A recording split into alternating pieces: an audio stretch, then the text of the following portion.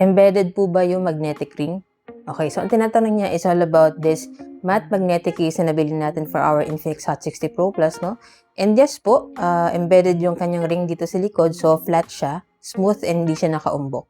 So ito pong magnetic ring niya is ginagamit siya for magnetic accessories, like for example, this magnetic phone cooler. Yan. So kita niyo po, dumikit talaga siya. So hindi lang siya design, no? Gumagana talaga siya. Maganda pa sa case na to, yung likod niya is matte finish, para siyang smoky black na translucent yung kanyang yung kanyang color. So semi-transparent siya.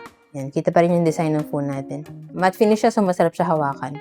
Anti-fingerprint and anti-slip na rin siya. And then aside from that, meron din siyang camera bump for extra protection sa ating mga camera.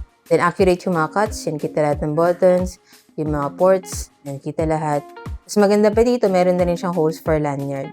Tapos yung mismo lanyard nila, free na rin. Ayan. Maganda rin yung quality, adjustable siya, depende sa laki ng kamay mo, and then makapal yung kanyang tela. So kung gusto mo mas secure yung paghawak mo, lagyan mo siya ng lanyard sa gilid. Free naman na siya. Tapos maganda pa dito, no, kahit na naka-install na yung ating case, slim pa rin yung kanyang design. So kita pa rin yung slimness ng phone natin pag ito yung gagamitin natin.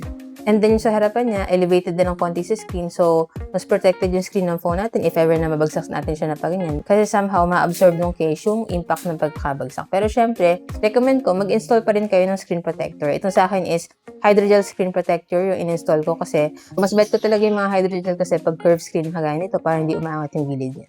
So, kung gusto niyo rin po ng ganitong case, check niyo na lang po dyan sa Yellow Basket. Tsaka kung nabili niyo sa akin para same quality and legit store din yung mapabilan niyo.